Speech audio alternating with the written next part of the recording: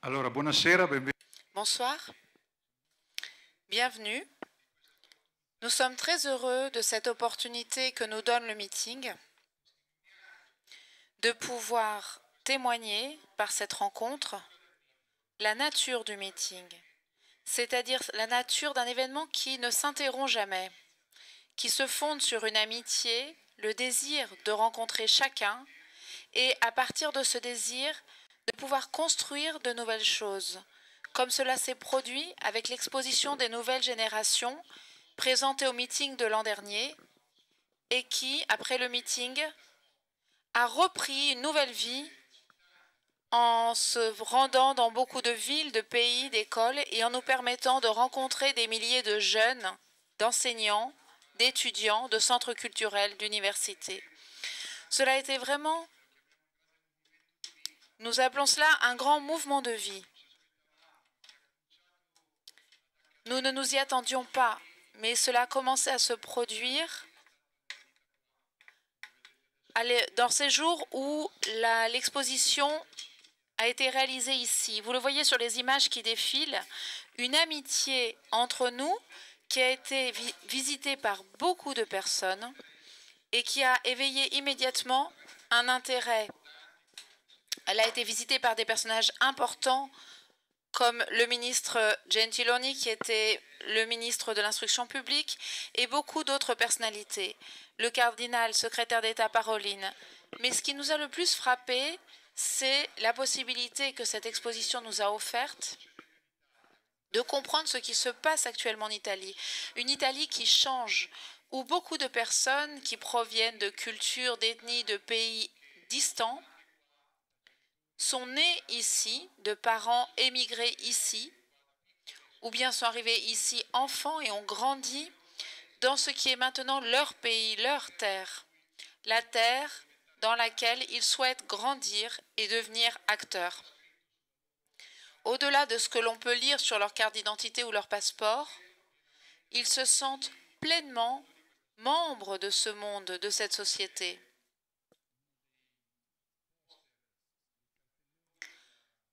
L'un des panneaux de l'exposition de l'an dernier citait cette phrase qui provenait d'une étudiante d'origine égyptienne, dont je crois qu'elle est ici parmi nous. Les immigrés de la première génération ont dû affronter le problème d'entrer dans la société. Nous devons montrer que nous pouvons contribuer à l'améliorer. Je crois que c'est là que se situe un peu le sens du message que l'exposition a voulu apporter, c'est-à-dire un message de constructivité, un langage différent, une narration différente de celle qui est souvent très sensationnaliste ou anxiogène et que l'on trouve souvent dans les journaux, qui lie le problème de l'immigration souvent à des problèmes négatifs, difficiles, qui existent certainement, mais qui n'épuisent pas ce thème et qui cachent même un fait nouveau, le fait que l'Italie change et qu'elle change, à notre avis, en mieux, notamment grâce à ces personnes qui souhaitent faire partie, être constructeurs de cette société. Après la conclusion du meeting a commencé ce grand tour d'Italie qui nous a conduits à visiter beaucoup d'établissements, à Milan, différents lycées, à Alzano Lombardo, comme vous le voyez sur les photographies, un lycée à Caltanissette, un réseau interculturel qui unit plusieurs écoles à Milan,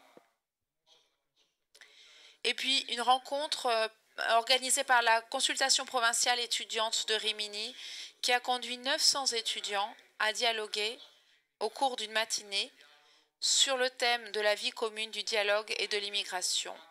Et puis le tour s'est poursuivi dans de nombreuses villes. Nous voilà à côté de Parme, où le maire a remis la Constitution à ces jeunes qui ont grandi en Italie et qui s'y préparent à devenir citoyens italiens, du point de vue juridique également. Ici, vous voyez dans un lycée de Forlì, à l'université de Macerata, à la faculté de communication, à Rimini, dernièrement, dans l'association Porto Franco qui offre du soutien scolaire à des enfants et des jeunes italiens et étrangers. La dernière rencontre a eu lieu le 13 août, donc il y a peu de temps, à Rimini. Mais pas seulement l'école, parce que l'exposition a aussi été réalisée au cœur de la ville de Milan, dans une gare où se rendent beaucoup de personnes. Et on a également organisé un spectacle théâtral qui s'appelle Foreign et qui raconte l'histoire de l'immigration de façon tragicomique très intéressante. Je pense que vous avez trouvé sur vos sièges la possibilité d'organiser vous-même ce spectacle ainsi que l'exposition pour pouvoir approfondir les thèmes liés à l'immigration et à l'intégration. Ensuite encore au Conseil régional du Piémont, où l'assesseur avait convoqué beaucoup d'autorités du lieu et beaucoup d'acteurs qui s'occupent de l'intégration dans le chef-lieu du Piémont, à Turin, et puis encore à Bologne, avec l'association des rencontres existentielles, avec la participation notamment de l'auteur Renato Affinati qui a raconté l'expérience des écoles inspirées de Penny Wharton, qui accueille notamment beaucoup d'étrangers, avec la participation de l'archevêque de Bologne, Zuppi. Et puis toujours à Bologne, un exemple de la manière dont l'exposition a suscité des choses analogues. L'Université de Bologne a voulu réaliser une exposition qui, en s'inspirant de celle du meeting, a proposé pendant les 3 jours du Campus by Night à Bologne au mois de mai, une exposition sur les visages de Bologne, en racontant la réalité multiethnique que l'on rencontre à l'université, en rencontrant des dizaines de jeunes d'origine étrangère qui ont raconté leur expérience de jeunes qui grandissent dans notre pays. Et puis encore, 2 initiatives très intéressantes dans les marches, le centre éducatif à la mondialité près de Macerata, et puis je crois d'ailleurs qu'il y a ici une trentaine de jeunes qui sont venus ce matin en car. Ils sont partis à 7h30, ils sont d'origine africaine et ils voulaient témoigner leur participation à ce grand événement qui les a touchés à travers l'exposition qu'ils ont réalisée quelques semaines après la fin du meeting de l'an dernier. Et puis encore le Centre obrosien d'études religieuses de Seveso qui a organisé l'exposition en impliquant les communautés orthodoxes, serbes, roumaines, russes, bulgares, qui habitent autour de la région de Seveso près de Milan, en organisant un concert et en invitant les responsables des différentes communautés multiethniques à participer à ce grand mouvement de vie. Et puis encore l'association culturelle à côté de Plaisance, avec la participation des autorités locales. Ce que nous tenons à vous dire, c'est qu'au-delà de tous ces événements, l'exposition a été la pépinière de la naissance d'un grand nombre d'amitiés. Par exemple, avec cette femme, Valeria Khadija Collina, qui, après la grande douleur de la mort de son fils, l'un des auteurs de l'attentat du pont de Londres, où ont été tuées 8 personnes, et où lui a été tué par la police londonienne, cette femme a accepté de raconter son expérience dans une vidéo à l'exposition sur les nouvelles générations. Et après cette vidéo a commencé un très beau rapport d'amitié, de dialogue, et qui est parti de son désir qu'elle va raconter dans une autre rencontre ici à 7h au meeting, un désir de racheter, de travailler avec nous pour l'éducation des jeunes générations, pour l'éducation au partage de la vie, à la compréhension du fait que la diversité peut enrichir la société et qu'elle n'est pas seulement une menace.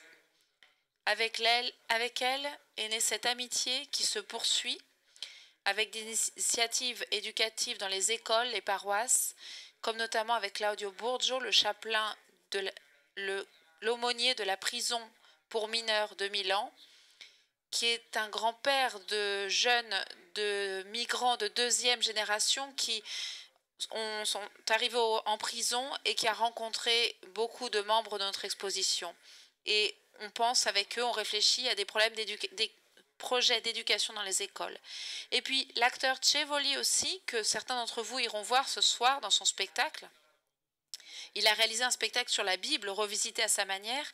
Et après nous avoir connus à l'exposition de l'an dernier, il a voulu rencontrer l'un des jeunes acteurs de l'exposition pour comprendre, dans la rencontre avec eux, quel impact pouvait avoir sa manière de raconter la Bible de façon un peu désacralisée, notamment les grands personnages de l'Ancien Testament.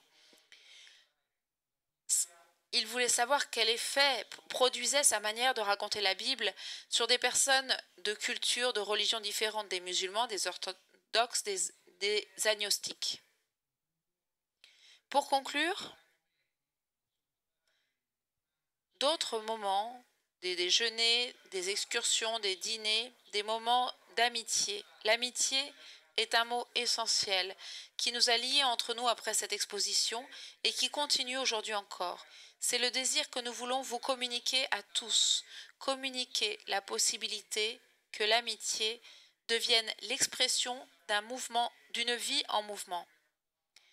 Une vie qui, à partir des rencontres que nous avons faites, peut marquer avec un témoignage petit mais important ce qu'est le titre du meeting d'aujourd'hui. C'est-à-dire qu'à partir du désir de chacun d'être heureux, peut naître une manière différente d'être ensemble, une manière positive, où l'autre n'est plus une menace, mais devient une ressource.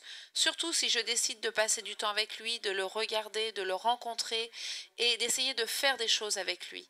Cela peut conduire aussi au changement de l'histoire, au changement de la société, comme cela s'est produit en voyant, vous allez l'entendre maintenant, certains des petits grands changements qui ont lieu dans les villes et dans les écoles.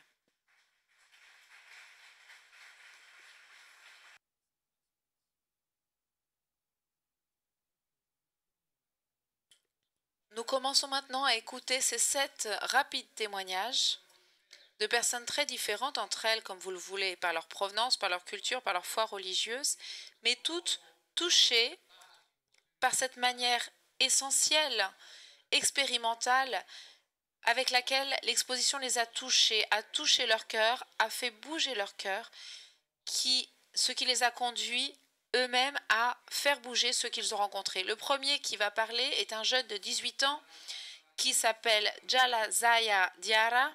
C'est le plus jeune parmi nous, donc on peut l'applaudir chaleureusement.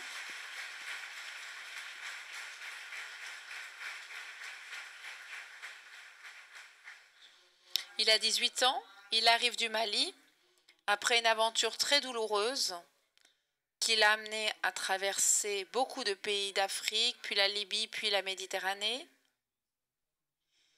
Ensuite, il est entré dans un centre d'accueil. Il a croisé notre expérience en allant voir l'exposition sur les migrants que le meeting avait réalisé il y a 2 ans. Puis il est devenu lui-même guide de cette exposition parce qu'il a reconnu dans ses photographies, dans ses images, dans ses paroles, quelque chose de lui, quelque chose qui fait partie de son expérience. Et donc, il est devenu guide de l'exposition, et puis il a été pris en charge, hébergé et finalement adopté par une famille italienne. Aujourd'hui, il est citoyen italien et il va nous raconter ce qui lui est arrivé. Bonsoir, je m'appelle Diala. Je suis ici en Italie depuis 3 ans. Je vis avec ma nouvelle famille depuis à peu près 1 an. Mon voyage a été long, difficile, plein de dangers. Pendant mes 2 premières années en Italie, j'ai eu des moments de découragement et de solitude.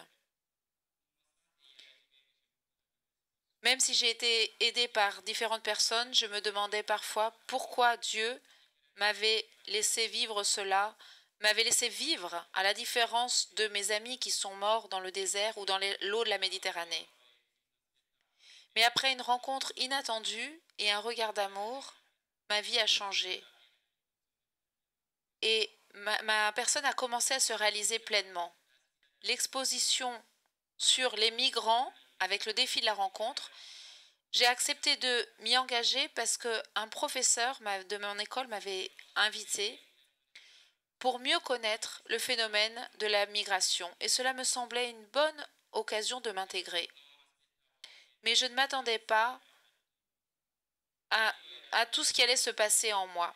Avec 4 autres élèves, nous avons rencontré dans le bureau de notre directrice, Maria Mosquera, la femme qui réalisait l'exposition à Messine. Elle s'appelait Anna Maria et elle cherchait des jeunes qui soient témoins du voyage. Et elle voulait nous préparer comme des guides. Tout de suite, nous sommes devenus amis. À la fin de l'exposition, elle et ses enfants, qui sont Paolo et Matteo, et son mari Angelo, ils m'ont tout de suite accueilli chez eux, comme si j'avais toujours fait partie de leur famille. Au bout de 2 semaines, ils m'ont invité à passer une journée ensemble, et à la fin de la journée, Anna Maria m'a dit « Giala, est-ce que tu aimerais venir vivre avec nous, pas seulement un week-end, mais pour toujours ?» Au début, je n'étais pas sûre que ce soit le bon choix pour moi. Mais au bout de quelques jours, j'ai dit oui, parce que j'ai compris que j'étais aimée pour ce que j'étais, dans toutes les différences réciproques, qui au début me semblaient très difficiles à dépasser. Même la différence religieuse n'était pas un problème. Même j'ai été invitée à reprendre quotidiennement mes prières par mes nouveaux frères, ce que je ne faisais pas depuis que j'étais arrivée en Italie, et aussi à fréquenter la mosquée, où Anna Maria, qui était chrétienne, m'accompagnait volontiers. Eux, avant de manger ou de dormir, ils prient ensemble. Et alors mes frères m'ont demandé si moi aussi j'avais des prières dans ma religion, et si on pouvait prier comme ça tous ensemble. Et c'est comme cela que c'est né. Au bout de quelques mois, j'ai commencé aussi à m'intéresser à la foi chrétienne, et comme elle m'attirait, la manière qu'avait ma famille de vivre la foi m'attirait, et au bout de quelques mois, en allant ensemble à la messe, je m'apercevais, et j'étais de plus en plus touchée et fascinée parce que je m'apercevais que je sortais toujours plus riche de l'église que lorsque j'étais entrée. Et alors, au bout de quelques mois, j'ai décidé librement d'embrasser le christianisme.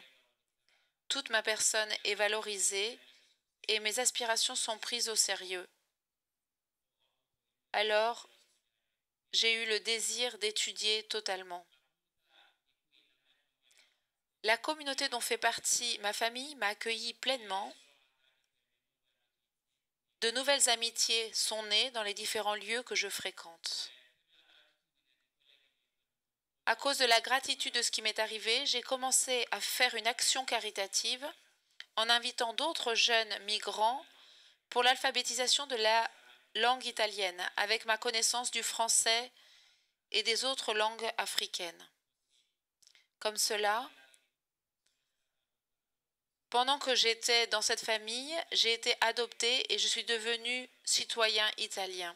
Et alors maintenant, je peux dire, cela a valu la peine d'affronter ce que j'ai vécu.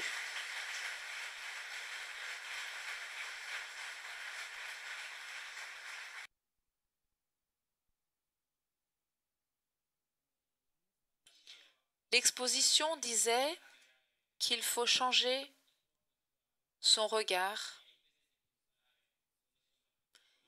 et au lieu de penser tout seul pour trouver la solution, le problème de la migration. Et cela, ça s'est passé chez différentes personnes qui se sont impliquées dans l'exposition. La vie a changé à la fois pour les personnes qui ont été accueillies et pour celles qui ont accueilli. J'étais frappée par le fait que pendant le parcours de l'exposition que nous avons présenté à Messine, les gens arrivaient avec un regard plein de préjugés ou indifférents, et à la fin ils sortaient avec un regard différent. Il y a eu aussi de la confiance et de l'espérance qui est née chez beaucoup de jeunes migrants. Après avoir montré la vidéo des témoins, moi aussi je suis devenue un témoin de la possibilité de renaître. Et après une fête organisée après la clôture de l'exposition, est né le parcours d'alphabétisation et d'autres rencontres qui sont devenues des occasions de rencontre. Et un autre jeune a été accueilli par une famille de la communauté. C'est une amitié où les personnes ont ouvert leur maison et se sont ouverts à des vies nouvelles. Merci.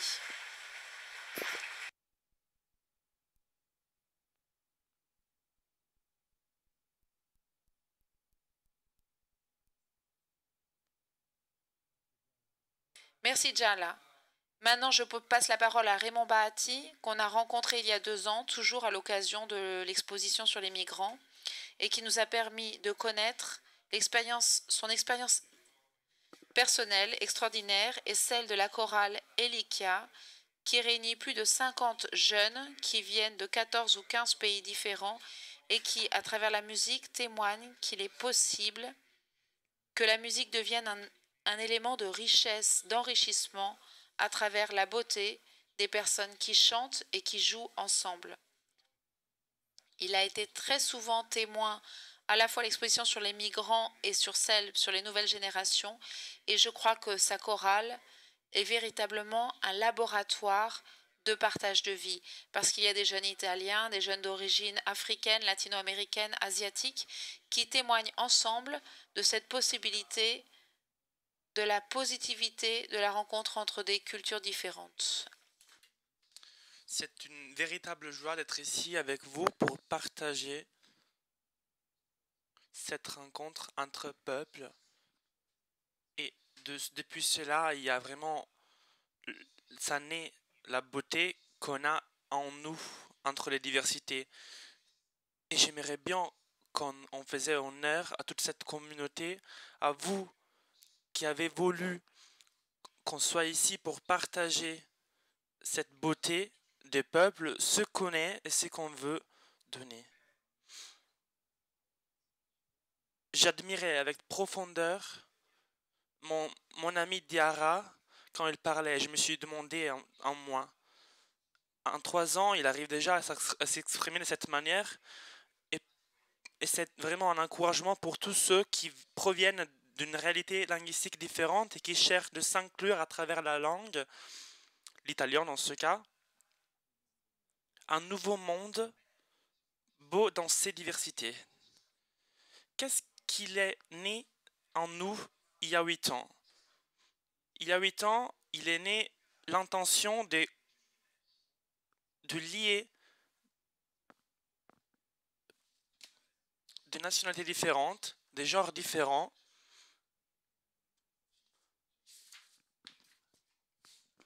Quand 99% du groupe est composé de femmes, c'est compliqué, hein, parce qu'avec toute l'affection qu'on peut avoir pour elles, il faut jouer avec délicatesse ce qui sort de ta bouche.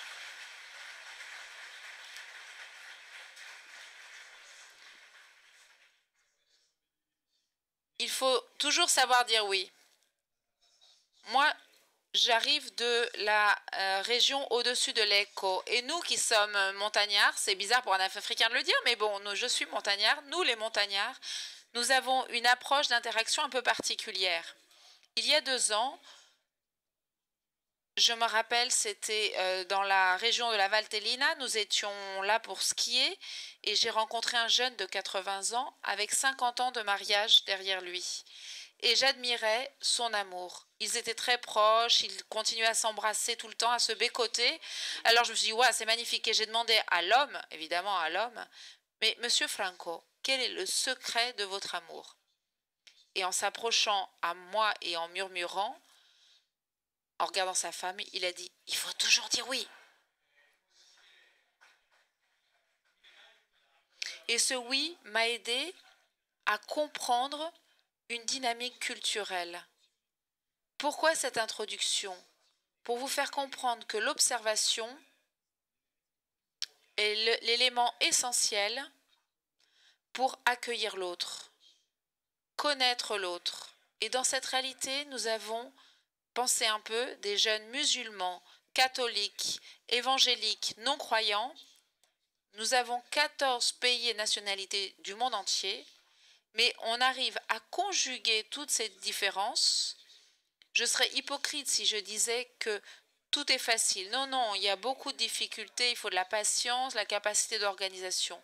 Et cela a fait que moi aussi, j'ai pu mettre en pratique tout mon parcours universitaire. Je suis diplômée en psychologie à l'université catholique et je me suis demandé, mais à quoi me sert cette psychologie? Ma mère me disait que j'étais fou quand j'ai choisi la psychologie. Elle m'a dit, mais ça te servira à rien. Je dis, mais je ne sais pas, on verra. Et je me suis aperçue dans ce laboratoire que social, que et choral, qu'on pouvait conjuguer ces différences. Et depuis 2 ans, il y a aussi nos frères et sœurs de la deuxième génération. Et alors là, nous avons complété, réalisé un rêve, parce que c'est la conséquence logique de la perception de l'autre. Quand l'autre est accepté avec amour, quand l'autre est blâmé, qu'on lui fait éventuellement des reproches avec amour, il le comprend et il accepte de faire partie de la communauté, de la réalité sociale. Si nous vivions tous et nous interagissions tous, c'est juste? C'est juste, c'est ça? Oui, ok, c'est bon. Je n'avais jamais conjugué ce verbe à ce temps-là. Si nous vivions tous dans la même réalité culturelle, nous serions aussi petits que ça. Nous nous enrichissons seulement si nous interagissons avec ceux qui sont différents de nous. Ceux qui pensent différemment de nous, ceux qui mangent différemment de nous, ceux qui prient différemment de nous. C'est cela qui nous enrichit. Autrement, nous sommes éphémères dans notre étroitesse, dans notre petit jardin. Nous grandissons en pensant que le monde est comme cela, qu'il est étroit comme ça. Voilà pourquoi je remercie cette proposition du meeting avec une attention qui vise, qui cible cette réalité. L'Église parisienne, française, quand il y a eu le problème des banlieues à Paris, à Lyon et ailleurs, a fait un mea culpa et s'est dit en elle-même, comment est-ce que nous n'avons pas pu percevoir ce changement de la 3e et 4e génération? Comment est-ce que nous n'avons pas pu exploiter en profondeur quelque chose qui, au fond, en dessous, bouillonnait? Et je me suis dit que l'Italie a cette chance d'apprendre des erreurs des autres. Nous nous concentrons notre esprit sur ce facteur, ou bien nous voulons continuer à fomenter la confusion dans l'esprit d'un peuple. Voilà pourquoi je tenais à conclure en vous lisant quelque chose. Il y a 3 mois, une maison d'édition italienne m'a contacté pour écrire un livre sur mon expérience de 2e génération, d'inclusion interculturelle, etc. Alors je me suis mis à écrire depuis 3 mois et ce matin, en pensant à ce que j'allais dire aujourd'hui, je me suis mise à écrire et je me suis demandé, moi, qui suis congolais et qui suis depuis 17 ans en Italie, qu'est-ce que j'ai reçu, qu'est-ce que j'ai accueilli et qu'est-ce que j'ai donné et qu'est-ce que je peux donner? Et je me suis mis à écrire cette partie que je veux vous partager. Je me demande comment fait une couleur à susciter une telle adversité, un tel mépris, un anéantissement de la part des communs mortels. Être fait de chair et de sang, d'eau et de cerveau. Pourquoi, mes frères, êtes-vous dégoûtés par le noir? Pourquoi rejetez-vous le pouvoir de l'univers? Ce qui fait briller les étoiles, c'est l'obscurité de l'univers. Ce qui fait ressortir les couleurs vives, c'est le noir absolu. Il n'y a pas de lumière sans le noir, il n'y a pas de blanc sans le noir. Pourquoi est-ce que vous acharnez sur eux? Pourquoi est-ce que vous avez cette haine pour ce qui est différent? Pourquoi est-ce que vous avez cette peur? Pourquoi est-ce que vous avez cette vision de là? Je n'ai pas choisi de m'habiller de noir. Je n'ai pas choisi de naître dans le continent le plus beau du monde. Je n'ai pas choisi de grandir dans le continent plus pauvre du monde. Je n'ai pas choisi la terre dans laquelle est née l'humanité et dans laquelle l'humanité trouvera son salut. On dit que le noir est l'impression visuelle qui est expérimentée quand aucune lumière ne touche l'œil. Cela veut dire que les gens regardent et cherchent au mauvais endroit. Si les personnes observaient et scrutaient bien, ils verraient le point culminant de toute la lumière qui existe dans l'universitaire, rassemblée dans un seul endroit, le cœur d'un homme. Je ne suis pas noir, je suis vos pigments qui absorbent la lumière au lieu de la refléter.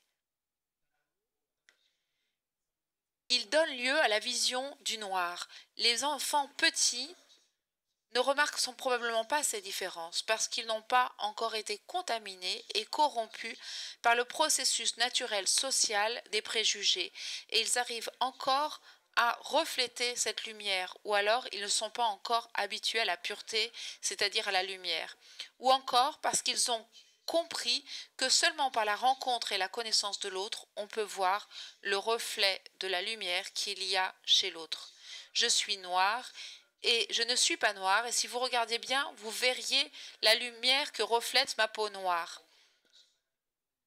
Ma peau me protège contre les rayons solaires, que certains recherchent aussi éperdument. Et qui sont des personnes qui sont ensuite obligées à recourir au Botox pour rester jeune.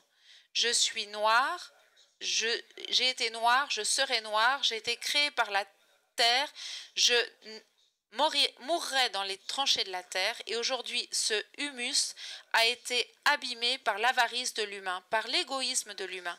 Aujourd'hui cette terre a été arrachée à ses enfants. Ils ont enlevé le noir à la noire pour s'emparer du pouvoir. Qui suis-je, moi? Qui êtes-vous? Pourquoi est-ce que vous jetez de la boue sur moi? Nous sommes sang du même sang, chair de la même chair. Enfant de Lucie, cette Lucie qui a vécu il y a 3 millions d'années dans la terre d'Adam. Vous m'avez chassé et moi je vous ai accueilli chez moi sans mon permis, mon autorisation. Vous m'avez refusé la nourriture, mais moi j'ai nourri votre palais avec le doux chocolat sans être libre d'en discuter le prix. Vous m'avez privé de développement et moi je vous ai laissé extirmer de la terre tous les minéraux qui développent notre économie. Nous n'avons jamais voulu les garder pour nous, non pas parce que nous sommes incapables de les exploiter, mais parce que nos ancêtres nous ont enseigné, avant qu'arrive la colonisation, à partager tout ce que le sol nous a donné pour le bien-être de toute la communauté qui rime avec l'humanité. Ce que je souhaite, c'est que chacun d'entre nous puisse voir dans l'autre la lumière de Dieu qu'est la beauté. Merci.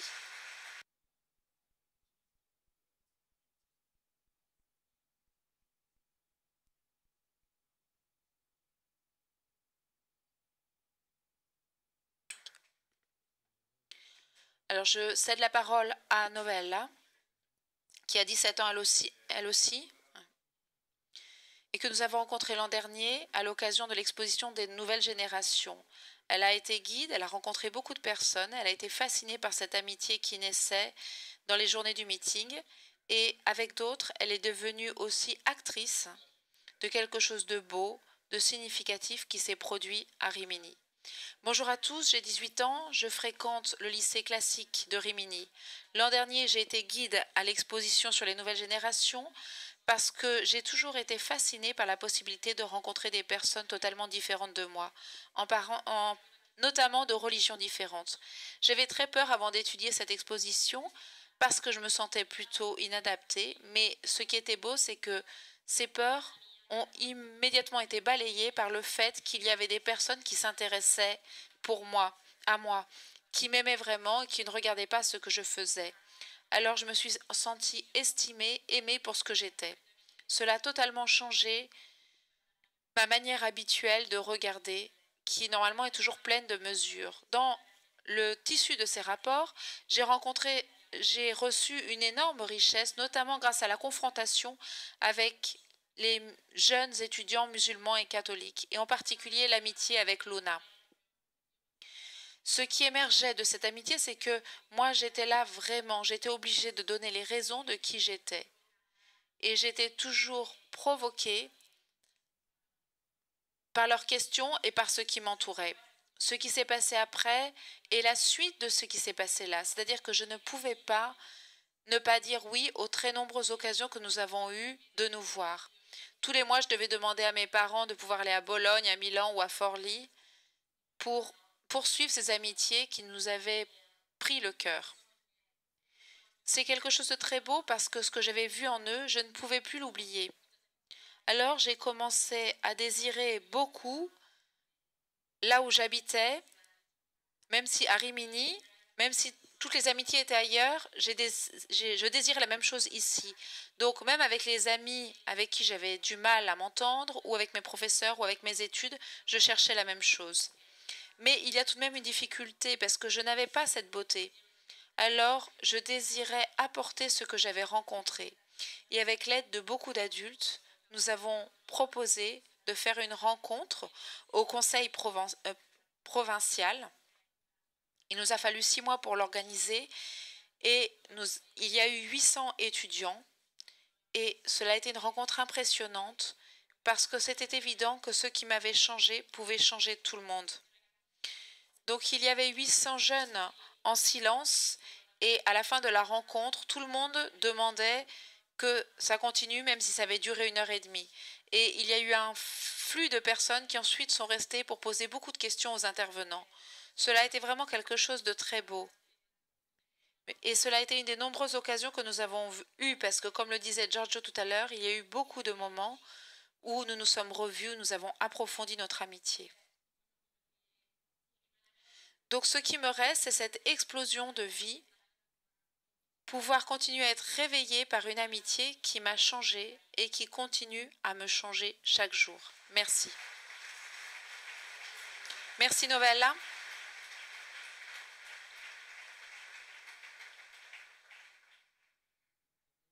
Nous avons aussi parmi nous 2 enseignants qui vont nous raconter ce qui s'est passé dans leur école quand l'exposition est arrivée, mais aussi ce qui s'est passé après, l'impact que l'exposition a eu, la nouveauté qu'elle a apportée. La première, c'est le professeur Giovanna Bacciocchi qui enseigne à l'Institut professionnel Marignani Polo à Milan. Je dis seulement que lorsque nous sommes arrivés un matin pour une assemblée avec les élèves de cette école, j'ai dit au directeur, il y a beaucoup d'étrangers ici. Et il m'a dit, il y a 48% d'Italiens et 52% d'étrangers.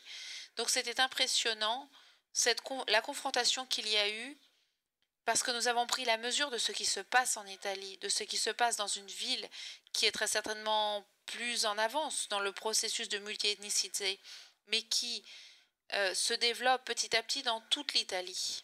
C'est intéressant d'entendre de la bouche de Giovanna ce qui s'est passé après l'exposition du meeting. Bonjour. Comme George le dit, ce que je vous raconte, il a commencé l'année dernière au meeting quand j'ai visité l'exposition Nouvelle Génération. Et à la fin de l'exposition, j'ai dit, ça c'est mes élèves. L'exposition m'a aidé à mieux comprendre la réalité que je fréquentais. J'enseigne depuis quelques années au Marinoni et en plus, ça m'est resté à l'esprit la positivité dans laquelle les acteurs de l'exposition racontaient leur histoire. Mais le dernier mot, c'était vraiment la positivité, un espoir. Et donc, j'ai désiré que mes collègues pouvaient faire ma même expérience et j'ai désiré cette positivité pour mes mêmes élèves. Donc, j'ai pensé d'amener cette exposition à l'école où j'enseigne. J'ai demandé au directeur. Le directeur a dit oui. Et en plus, il a relancé le défi. Cette exposition, on va l'amener dans d'autres écoles de la ville de Milan parce que notre école participe dans un ordonnement d'écoles qui se rencontrent pour rencontrer les élèves.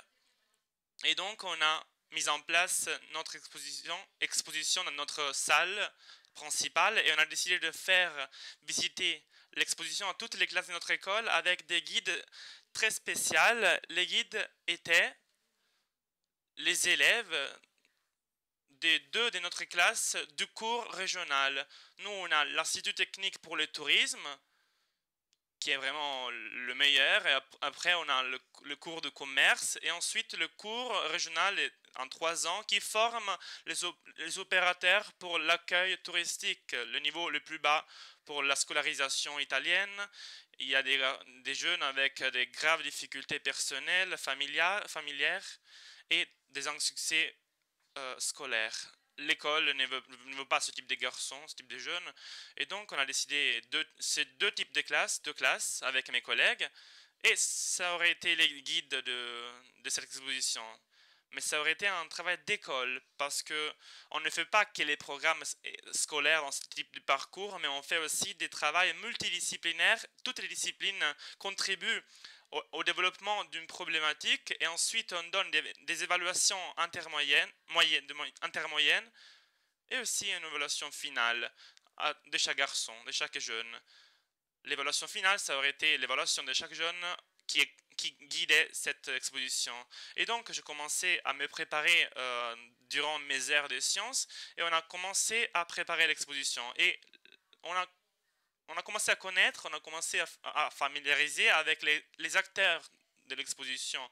Et au début, c'était les habituelles choses avec les portables. Et petit à petit, je levais le regard et j'ai vu ces jeunes voir quelque chose qui les touchait et j'ai commencé à analyser avec les membres, les acteurs de l'exposition et nous, les enseignants, on a utilisé la méthode de l'exposition même.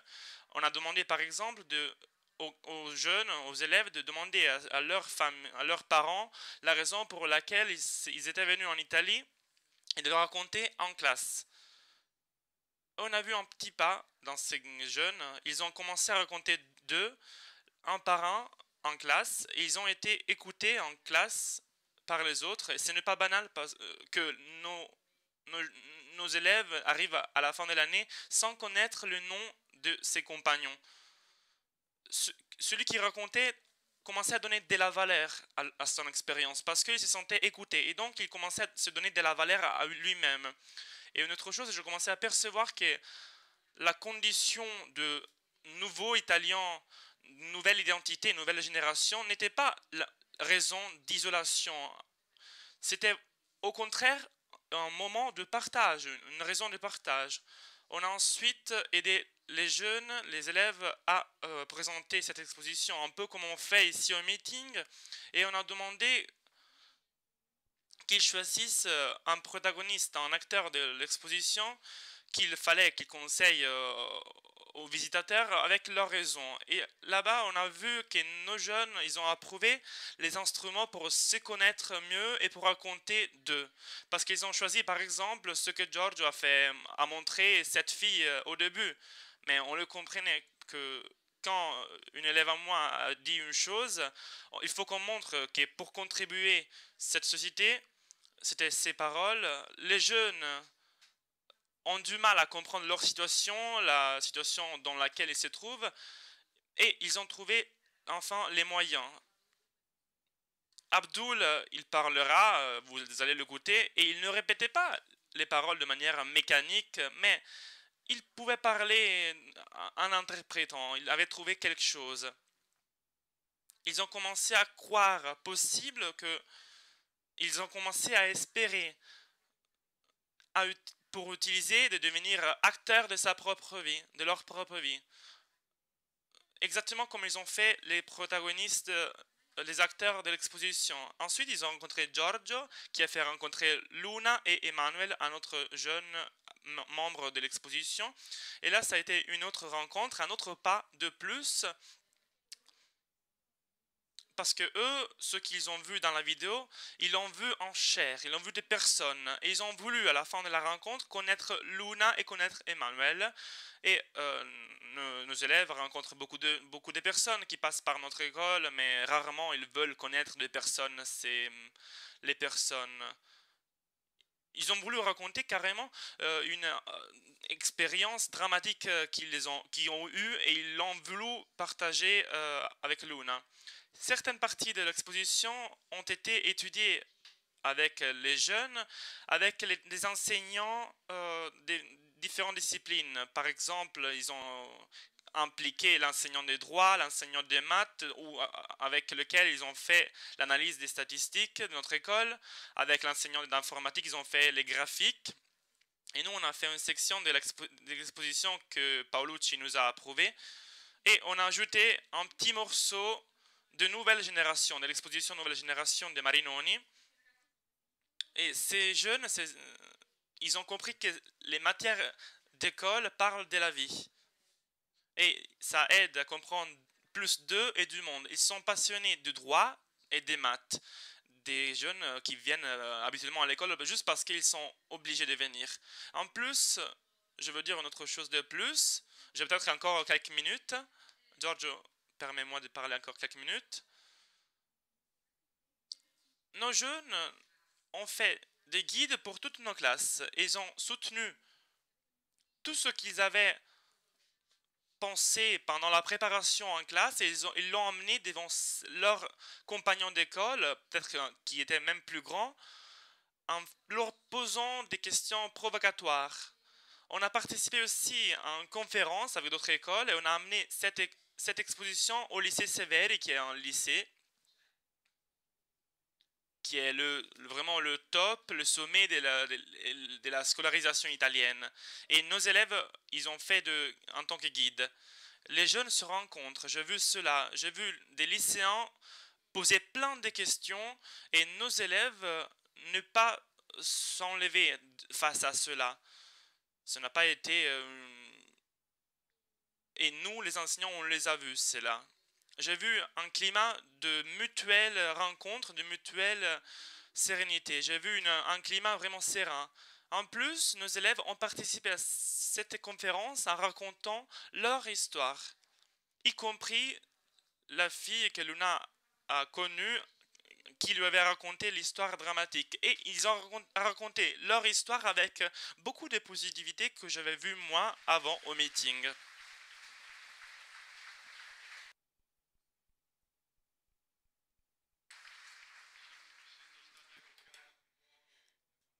Alors, Luna a été évoquée plusieurs fois, donc nous lui donnons la parole.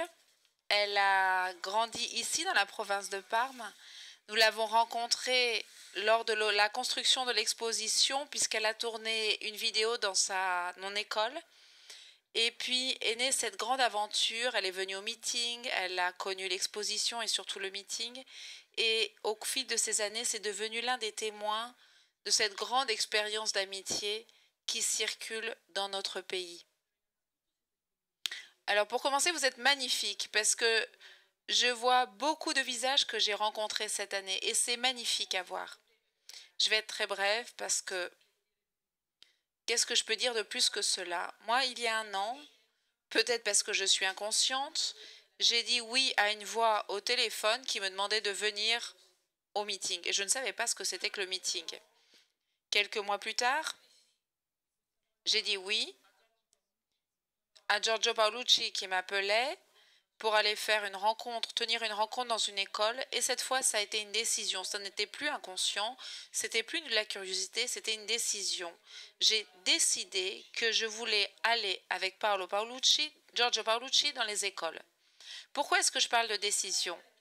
Décision parce qu'une décision veut dire qu'on réfléchit, qu'on se demande pourquoi, qu'on veut faire quelque chose. Et moi, je voulais aller parler dans les écoles, même si je ne savais pas encore bien comment le dire, précisément pour cette raison.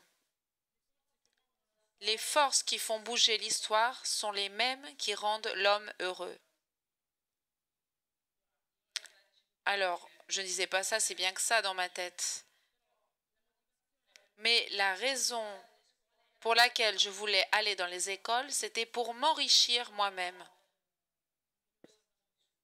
Je n'avais personne à sauver. Je voulais me découvrir et me redécouvrir à travers les questions des jeunes. Pourquoi? Parce que c'est ce qui m'est arrivé au meeting. Parce qu'il y a un an, j'étais entrée au meeting avec la certitude, la connaissance de me connaître, de savoir déjà qui j'étais, de connaître mes traditions, mes racines. Je savais déjà tout sur moi-même. Mais à travers les questions de ceux que j'ai rencontrés, je me suis rendu compte petit à petit que beaucoup de choses étaient passées sous mes yeux de mon histoire sans que je m'en aperçoive. Et donc pour cela, c'était formidable pour moi. Essayez d'imaginer, se rendre compte tout à coup que la seule manière de se connaître vraiment, c'est d'être face à un autre. C'est être face aux questions d'une autre personne. C'est quelque chose de magnifique. Même dans la banalité, même dans le fait de dire, je me souviens d'une femme l'an dernier au meeting qui m'a demandé mais comment on fait le couscous? C'est banal. Mais je me suis rendu compte qu'il me manquait 2-3 étapes. Alors j'ai appelé ma mère et je le lui ai dit tout de suite. Alors ça, pour moi, c'était une très grande richesse, comprendre que l'autre est un bien. Et ça, c'est la principale raison pour laquelle j'ai dit oui à Giorgio Paolucci. Je viens parler dans les écoles. Et je vous assure que ça n'est pas facile. C'est pas facile parce qu'on se met à nu, on est face aux personnes dans toute l'entièreté de son identité, de toute notre histoire, dramatique, difficile, belle. Mais quelle histoire n'est pas tout cela? C'est difficile parce qu'on regarde le visage d'un inconnu et on a peur. On a peur de parler de soi avec un étranger, d'un inconnu. On a peur d'être jugé par cette personne et pourtant ce n'est pas ce qui se passe. Et je me suis demandé pourquoi cela ne se produit pas. Pourquoi à chaque fois que je suis allée parler dans une école, je ne me suis pas sentie jugée, mais accueillie, aimée, estimée. Pourquoi? Parce que la rencontre qui se produisait était une rencontre libre entre deux identités. Et moi et tous les acteurs, les constructeurs de l'exposition, Giorgio, tous ceux que vous avez devant vous, personne n'avait le désir de répondre à des personnes, mais de susciter des questions. J'allais dans les écoles et je disais « Ok, je vous ai raconté qui je suis, mais vous, qui êtes-vous » Ça, c'est une question très importante qu'on oublie souvent de faire aux personnes. Toi, qui tu es? Quelle est ton histoire? Quand on parle à ce niveau, on fait une vraie rencontre. C'est la rencontre de deux expériences. Il faut absolument que vous fassiez l'expérience de cela parce que c'est quelque chose d'extraordinaire. C'est difficile, hein? Je ne nie pas que c'est difficile. Parce qu'on est face aux parties les plus profondes et les plus intimes de soi, mais c'est nécessaire. Et moi, cette année, je l'ai compris. Et puis ensuite, je souhaite de pouvoir parler avec chacun d'entre vous, même si je me rends compte que ça va être un peu compliqué dans les prochains jours, peut-être ici au meeting ou dans d'autres occasions. Et je laisse la place aux autres parce que je pense qu'il y a encore beaucoup à raconter. Merci.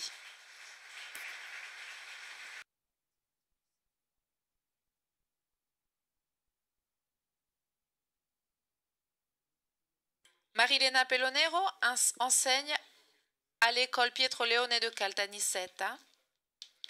Elle a été, elle aussi, à l'origine d'une expérience très belle d'un point de vue didactique et surtout humain. Parce que dans son école, des jeunes réfugiés mineurs isolés sont arrivés et ils ont posé de grandes questions à l'école et à la ville. Et l'exposition a été une aide pour répondre à ces questions, impliquer le maire, la commune, l'école, dans une grande tentative de rencontre entre identités. Bonjour, je remercie Giorgio Paolucci pour m'avoir invité. Et la chose la plus belle, c'est que l'amitié n'est avec lui ni avec lui. J'ai accepté de raconter ce qu'il y a de beau ici. J'enseigne dans une école secondaire à Caltanissetta. La réalité dans laquelle je vis est multiethnique et multiculturelle. Parce que dans notre ville, c'est un carrefour d'arrivée de personnes qui s'échappent de leur pays et voient dans notre réalité une possibilité de salut.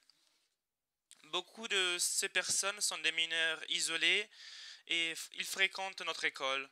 Face à cette réalité, on avait seulement deux choix, soit la paix et le simple assistantialisme, soit l'acceptation de ce défi comme occasion de grandir de manière humaine et professionnelle. On a créé le projet appelé École et Personnes qui a le but de valoriser toute personne sans compter le contexte social, économique et culturel de provenance. L'origine de mon engagement a été la provocation humaine et professionnelle qui ont représenté pour moi ces visages inconnus. Donc, j'ai voulu essayer le défi d'éprouver quelque chose de nouveau qui n'était pas l'indifférence ou la peur ou le cynisme. Il faut qu'on enseigne à l'école la langue à ces jeunes. On était disponible à regarder les besoins entiers de ces personnes qui nous demandaient seulement d'être aimés, mais surtout, c'était notre désir de gagner sur nos peurs, nos préjugés qui étaient en nous, nous mettre en jeu complètement. C'est une position humaine que même avec le temps, parce que ce projet ne soit pas renfermé dans les écoles, mais aussi impliqué dans les familles, dans les réalités autour de nous, et aller au-delà des écoles. Aujourd'hui, on parle de murs, mais on parle de murs parce qu'on n'a eu pas la possibilité de voir les difficultés au-delà de ce mur. Ceci a été vraiment le point décisif de ma vie. Et je peux vraiment la définir une aventure parce qu'au début, il me regardait comme vraiment un extraterrestre. Et au début, il me demandait qu'est-ce qui se passe. Mais j'ai voulu vraiment m'impliquer sur cela. Dans le contexte de la préparation de la présentation de l'exposition Nouvelle Génération avec ma collègue des religions, ça a été la possibilité pour moi de redécouvrir dans la vie quotidienne comment aujourd'hui cela est possible de se rencontrer avec des personnes d'autres cultures et de vraiment s'enrichir humainement et culturellement. Au début de l'année dernière, on a accueilli 12 mineurs isolés en faisant face à un ambiant populé de peur, mais aussi avec beaucoup de disponibilité. Déjà à partir des premiers jours, on a fait un parcours d'accueil. Les élèves ont fait un parcours intitulé Nourriture qui unit et ont préparé des gâteaux, mais aussi pour parler de notre vie quotidienne, et ils ont juste préparé des gâteaux. D'autres ont préparé des drapeaux et des panneaux avec les principales fonctions communicatives pour les faire sentir chez eux. Quand l'école a commencé, les parents, peut-être influencés par les médias, craignaient pour la sécurité de leurs fils, mais ensuite, en connaissant les jeunes étrangers de proches, ils ont changé le regard et c'est devenu naturel de les inviter aux anniversaires et au déjeuner. Et quand je vois ça, je m'émue parce que pour les jeunes, les anniversaires, ceux-là sont des choses les plus importantes pour rester ensemble, pour être ensemble. Et donc, ces jeunes qui les invitent chez eux, même pour dormir, c'est une grâce. L'évolution était immédiate. Quelqu'un d'entre eux venait spontanément chez nous pour faire des tuteurs. Et nos amis, il fallait qu'ils apprennent la langue. Et grâce au travail de mes collègues, patient et difficile, et grâce au tutorat de mes collègues, les jeunes étrangers sont arrivés d'un niveau 0 à un niveau A2 et ils ont reçu les félicitations des autres parents qui étaient ici et ils ont eu une bonne note vraiment méritée en italien.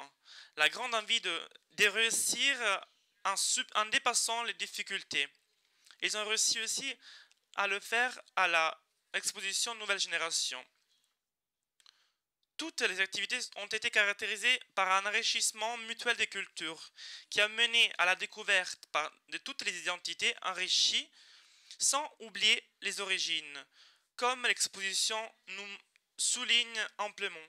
L'amitié avec ces jeunes continue aujourd'hui au dehors des remparts scolaires.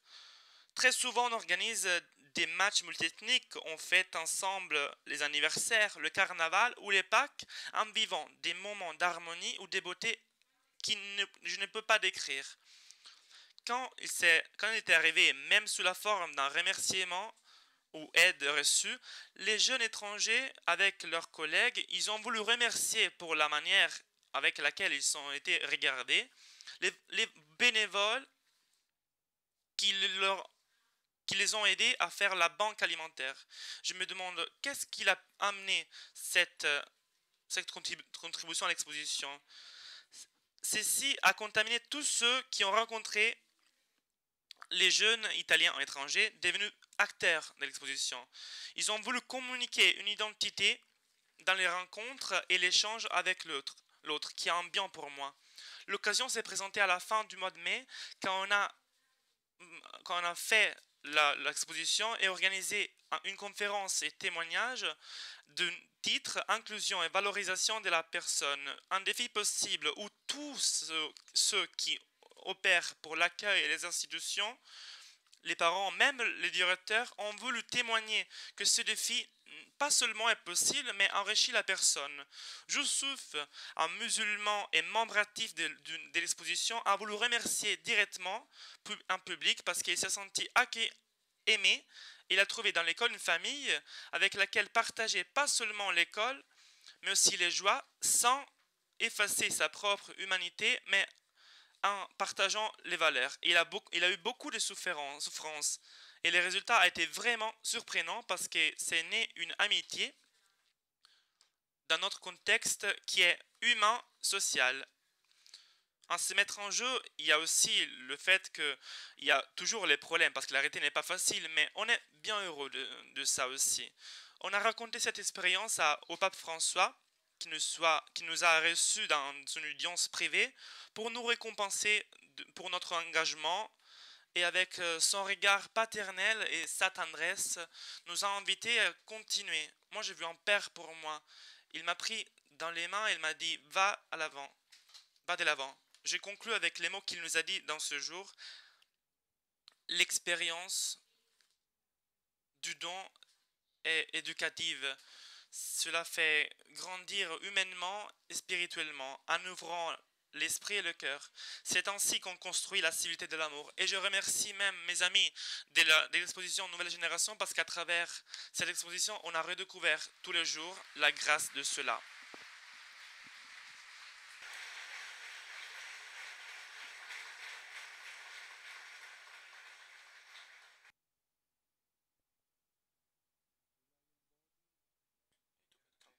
Abdoulaye Mbodi, nous l'avons connu parce que l'un des buts de l'exposition était de changer la narration. Avec Emilia, avec des journaux qui cherchaient toujours à mettre en lumière les aspects problématiques que nous n'avons pas la prétention de résoudre, on oublie souvent ce qui se passe tous les jours, c'est-à-dire ce qui a été montré aujourd'hui. C'est-à-dire qu'il y a des jeunes qui sont désireux de s'en sortir, d'arriver, exactement comme les jeunes italiens. Et ça, c'est l'histoire d'Abdoulaye Mbodi qui est arrivé en 91 dans notre pays. Son père vendait des briquets dans la galerie Victor Emmanuel de Milan, au cœur de la ville. Et après l'une des lois de rapprochement des familles, Abdoulaye a pu venir avec sa mère et il s'est trouvé à 5 ou 6 ans dans une école de la région de Bergame, seul enfant étranger, seul enfant noir dans ce lieu.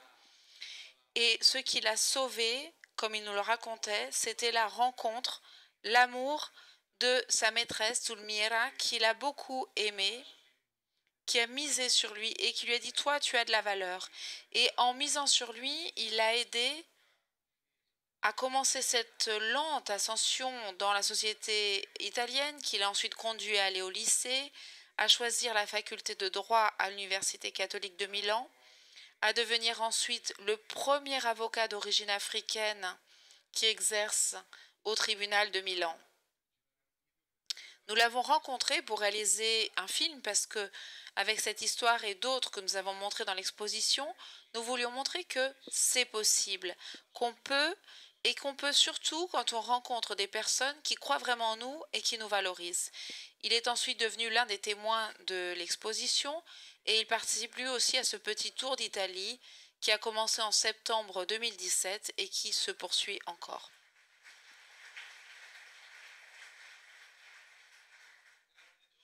Merci Giorgio. J'ai vu que, comme à l'audience, il donne la parole finale à l'avocat de la défense, donc merci. Je me sens au tribunal ici. Non, alors, trêve de plaisanterie. Je remercie vraiment le meeting. Giorgio, je vois ici ma prof de droit civil, ici, parce que c'est très beau de parler face à des visages amis et beaux. Donc, merci à tous ceux qui sont présents, y compris aux collègues de l'exposition qui nous suivent. Ils ne sont pas ici sur la table des intervenants, mais ils nous ont accompagnés tout au long de ces 12 mois. Alors, je voulais dire quelque chose. Giorgio a déjà raconté mon histoire, vous l'avez vu dans les films, donc je ne vais pas vous la raconter encore, ça ne servira à rien. Mais ce que je vais vous faire maintenant, dans ces quelques minutes que j'ai, c'est de vous raconter ce que cela m'a apporté de participer à l'expérience du meeting et, comme le disait Paolucci, ce que ça a laissé aux personnes. Alors, à partir de ce que nous entendons ici ces jours-ci, aujourd'hui, c'est un public de personnes qui veulent entendre. Ils sont là parce qu'ils se posent des questions. Il y a des sensibilités différentes.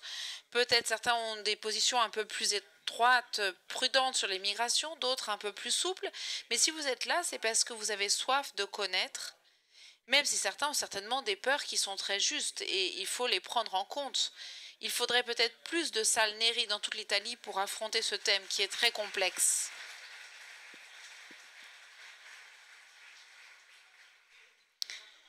La première chose que je veux dire, c'est que ce thème, pourquoi est-ce que cette exposition est importante? Parce que, comme il vous a raconté les différentes histoires, j'ai vu les larmes de Paolucci quand Gialla parlait. J'ai eu la chair de poule. La liberté, soit nous la gouvernons, soit elle nous met par terre. Donc quand on parle de ces thèmes, soit on a envie de reconnaître. En circulant dans l'Italie, j'ai vu beaucoup de soif de connaître. Et ça, c'est utile parce qu'avec cette exposition, dans notre petite mesure, nous avons donné des points de repère aux personnes pour comprendre. On ne peut pas résoudre ce phénomène avec des répliques faciles comme ça arrive. Il faut analyser, il faut étudier. Alors pourquoi est-ce que les gens viennent ici et veulent entendre? Peut-être parce qu'ils en ont marre d'entendre ce qui se passe à la télévision. Ils veulent voir des choses vraies, des choses qui se sont passées. Ce qu'a dit Paolucci s'est passé à Milan en 91. L'histoire de mon père et des gens comme mon père, il y en a beaucoup, beaucoup. C'est pour ça que je dis qu'il faut toujours prier pour ceux qui ne s'en sont pas sortis. Il y en a beaucoup. C'est pour ça que je dis toujours prions pour ceux qui s'en sont sortis, mais aussi ceux qui ne s'en sont pas sortis. L'histoire de mon père, elle s'est produite. Et quand les gens ont peur, ils veulent voir si la réalité contredit l'œil préjugé qu'ils ont. Et l'avantage de cette exposition, c'est de contredire les préjugés, les murs. Parce que l'âge très délicat, c'est autour de 16 ans. C'est là que commence à exploser tout ce qu'il y a dans le sol, le terreau de la société. Et c'est pour ça que j'étais très contente de circuler dans l'Italie. J'ai été 2 fois dans les écoles et dans une aumônerie. Et c'est là, je pense, qu'il faut commencer à travailler. Parce que à Milan, aux commandes dans 30 ans, il y aura des personnes qui sont actuellement sur les bancs de l'école. Donc si on veut connaître la société de 2030, il faut commencer par là. Donc ce que j'ai aimé, c'est que ce meeting renverse le titre. Quand Giorgio Paolucci m'a appelé, au début je me suis toujours fermée en disant mais qu'est-ce qu'il veut, pourquoi est-ce qu'il m'appelle? Il sait très bien. Quand il est venu, je lui ai dit non, écoute, il faut que tu m'expliques ce que tu as en tête. Parce que je ne veux pas encore faire l'histoire arrache-larmes de mon père. Si je peux faire quelque chose d'utile, je le fais. Donc j'ai voulu comprendre, j'ai voulu y réfléchir. Il m'a dit non, non, Abdou. Déjà, le titre m'a conquis. Parce qu'on parle de nouvelle génération, pas de seconde génération. Parce que ce sont des nouvelles générations. C'est quelque chose de nouveau. Cette Italie de 2018 doit commencer à y réfléchir. L'autre chose que j'ai aimé, c'est que c'est une belle histoire à raconter. Toutes ces histoires sont toutes différentes. Mon histoire d'avocat, celui qui disait « Moi, je suis l'Italie, pizza, kebab », l'histoire de Luna. J'espère qu'elle aussi, elle va devenir une de mes collègues à Milan dans quelques années. Ce sont des histoires belles. Les gens ne peuvent pas dire non, ça s'est pas passé, ça s'est passé.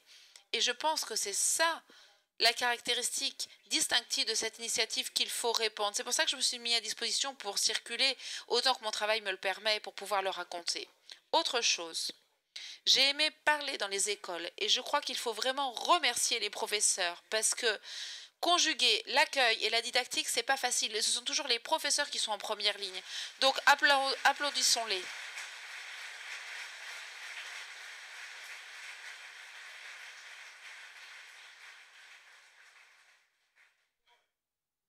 Ensuite, en tant que musulman, vous allez me permettre de citer le Père François, je l'espère, le pape. Nous sommes là pour cela.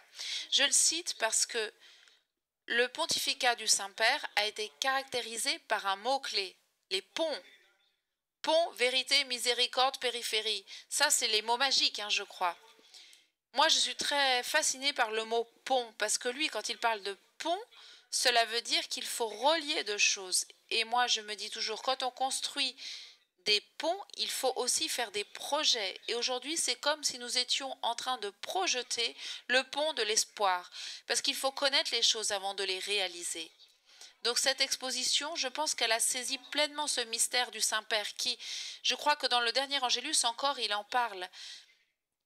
C'est un fil conducteur. J'apprécie plus une société positive et accueillante qu'une société fermée. Si je peux choisir, je choisis la première. Dernière chose que je voulais dire avant de conclure, quand je suis allée parler pour les expositions, je trouvais souvent des collègues émigrés qui peut-être ont eu moins de chance que moi. Il y en a peut-être dans la salle aussi. Vous savez ce que je leur disais? Écoutez, il faut chacun d'entre nous, qu'on fasse notre partie. Il faut qu'on commence à avoir de l'audace, à choisir. Comme faisaient les amis de mon père, je pouvais me résigner. Il disait non, mais dis-lui de faire le conducteur de bulldozer. Et mon père disait non, lui, il veut être avocat, qu'il le fasse. Et je l'ai fait. Vous voyez?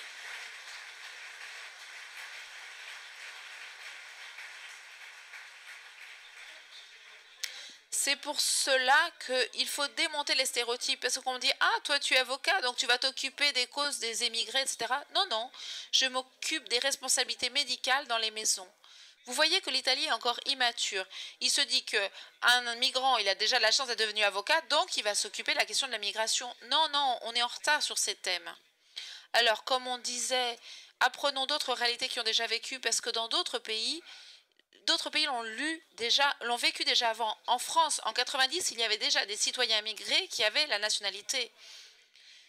En Italie, on a découvert le problème de l'immigration quand il y a eu le premier bateau qui a débarqué en Italie, à Brindisi. Donc, soit la réalité, on la gouverne, soit elle nous renverse. Quand on me dit qu'il n'y a pas de travail pour nous, Italiens, alors moi, je vais vous citer un travail. Quand on travaille pour les opérateurs sociaux dans les maisons de repos, les maisons de retraite, on ne trouve pas de personnes. On va chercher les femmes philippines. Donc vous voyez que ces préjugés, ils sont faciles à éliminer, mais ils sont très confortables. Donc moi, je vais constamment me rebeller contre les conversations de comptoir. Et je termine en disant qu'après le pape François, même si je suis musulman, c'est peut-être superflu, mais je vous dis cela, il y a une autre personne que j'admire énormément, le cardinal Martini. Ça a été un grand homme et il nous a laissé un message à très longue distance. Le cardinal Martini disait, et il voyait très loin, ceux qui sont orphelins dans la maison des droits, si on ne veut pas conjuguer ces deux aspects, on n'arrivera pas. Donc merci, continuons comme cela.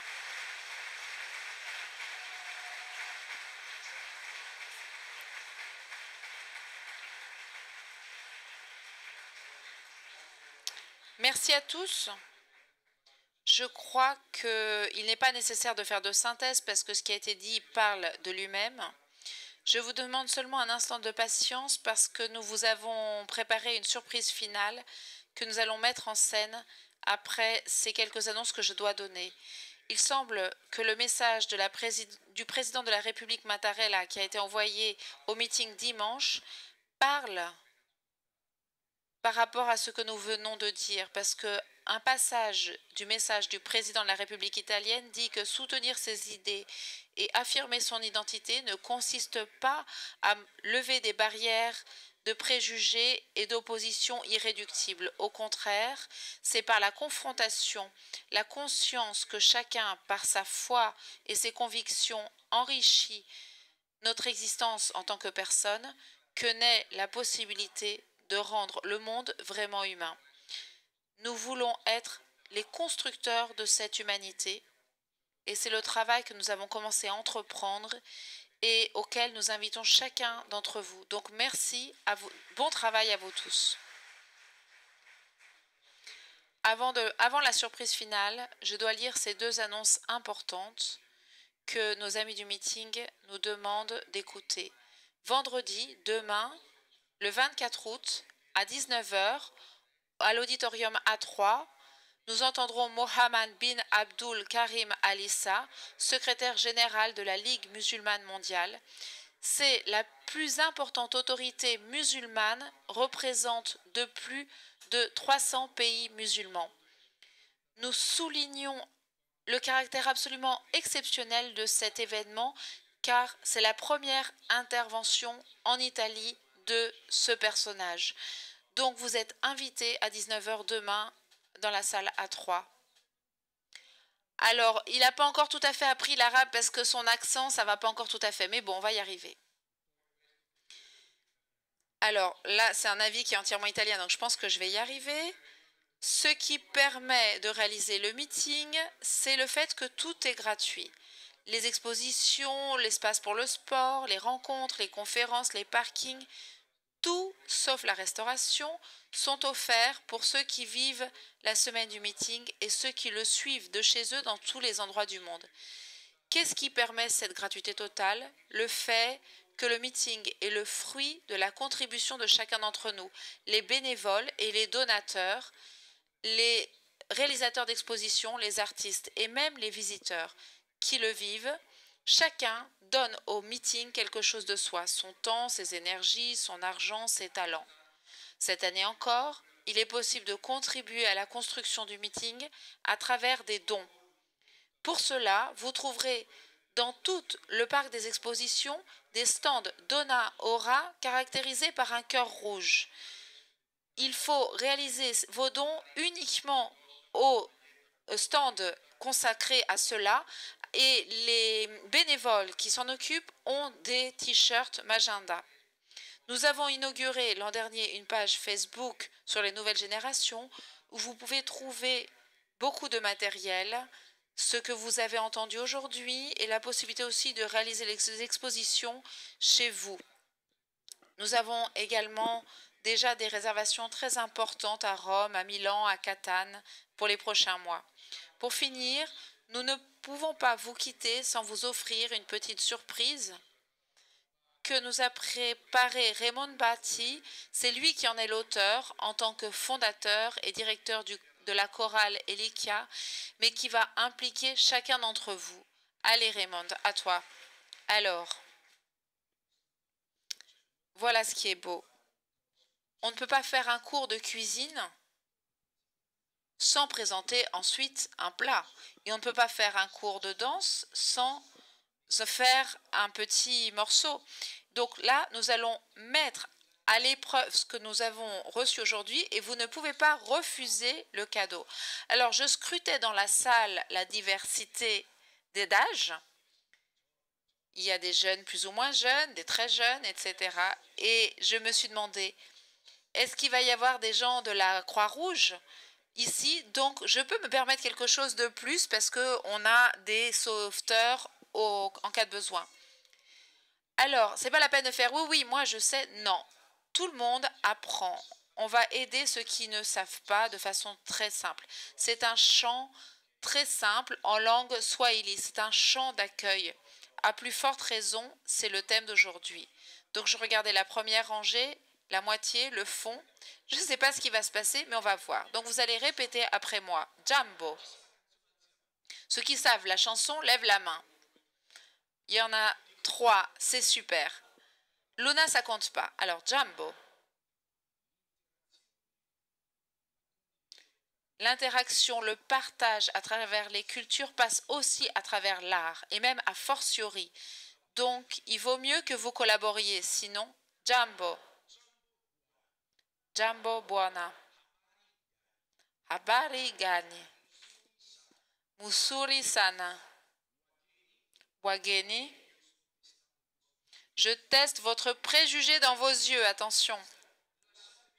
Laissez-vous aller. Humilité. Jambo. Ah, maintenant il y en a qui se réveillent. Jambo buona. Habari gani. Muzuri sana. Wageni. Wakaribiswa. Italia yetu. Hakuna matata.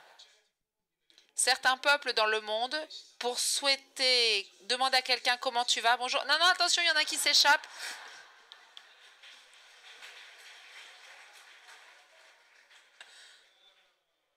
Je vous en prie, je vous en prie. Alors, explique-nous ce que tu es en train de nous faire dire. Oui, oui, tu as raison, tu as raison. Certains peuples dans le monde, pour dire bonjour, utilisent des formules un peu rhétoriques. Ils te demandent directement Hakuna Matata, tu n'as aucun problème. L'autre personne, qu'elle aille bien ou pas, doit toujours répondre je vais bien, grâce à Dieu. Alors, si on voit quelqu'un qui n'a rien à manger, il va répondre je vais bien et il faut comprendre je veux être bien. Jambo, ciao. Jambo buona, ciao mon ami. Comment tu vas? Je vais assez bien. Chez moi, dans ma famille, dans notre Italie, il n'y a aucun problème. Les problèmes, il y en aura forcément, mais c'est un souhait pour dire nous voulons aller bien. Donc ne vous inquiétez pas pour le texte, à chaque fois je vais vous le suggérer. Donc on y va, Jambo. Jambo buona. Habari gani. Muzuri sana. Wageni. Wakaribiswa. Italia yetu. Hakuna matata. Pas patate, matata. Je sais que c'est l'heure du goûter, mais il y en a qui pensent au goûter. Allez, le chant fait. La première fois, je chante tout seul. La deuxième fois, on chante ensemble.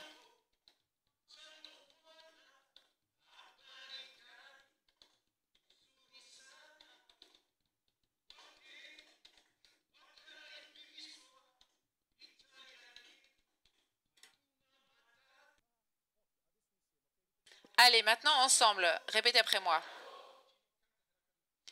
Attention, ceux qui ne chantent pas, ils vont devoir danser. Derrière, on ne vous entend pas.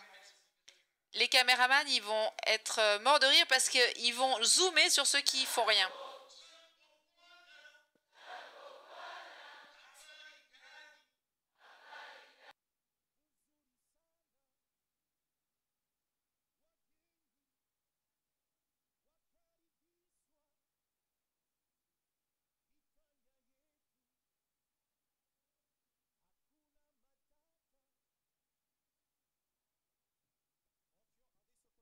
Attention maintenant en rythme.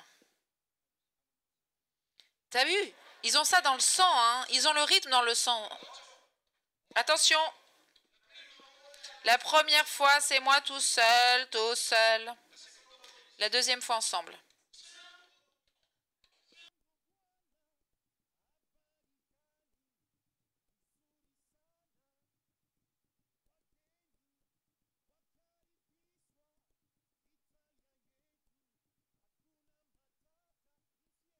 Ensemble.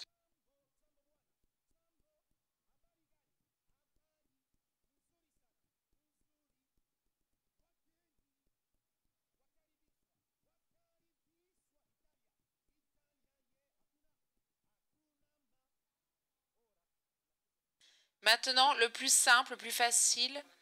En même temps qu'on chante, on va taper des mains. Vous êtes prêts? 2 plus 2.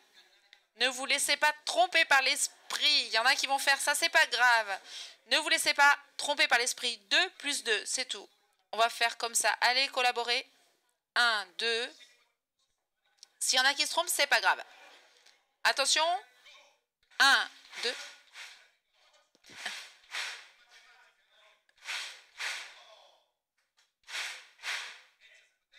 Attention, avec le chant.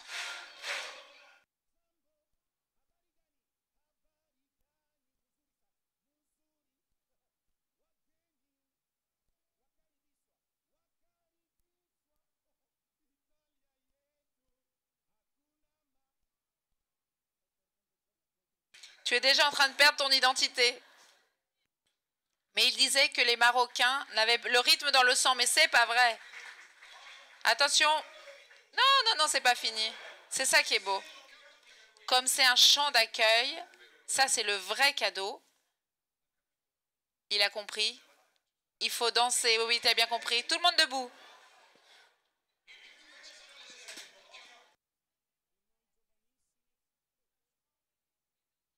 Et nous qui sommes très jeunes, attention. Il y a une estrade ici. On vous regarde, on vous voit. Pour stimuler la participation, ceux qui ne bougeront pas vont venir ici pour danser. Attention. À votre gauche. Et là-bas, c'est notre droite. On s'embrasse, normal. 1, 2. Votre droite, notre droite. Attention.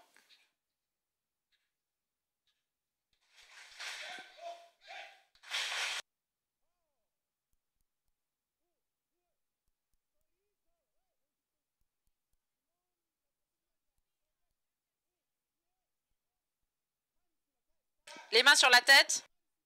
Les mains sur les épaules, en rythme. Tête. Épaules. Et puis les hanches. Mais en même temps, on bouge le bassin. Hein. Allez, on se calme, on se calme. Les médecins qui sont en dehors ont dit que ça fait beaucoup de bien pour les os, pour les hanches, à la cellulite. C'est bon, pas de problème. On y va. Donc le tout fait en rythme. Ne faites pas ça au hasard, c'est de la mathématique pure. 1, 2, ta ta ta. Tête, épaule. Drrr.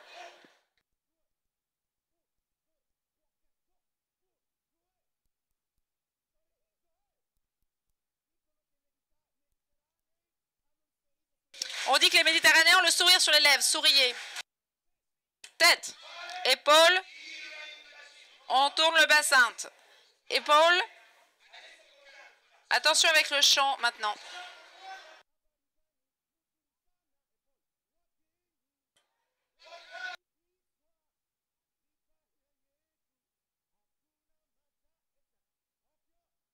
Attention. Ceux qui danseront bien auront le dîner gratuit offert par Paolucci. Attention, avec le chant, on y va.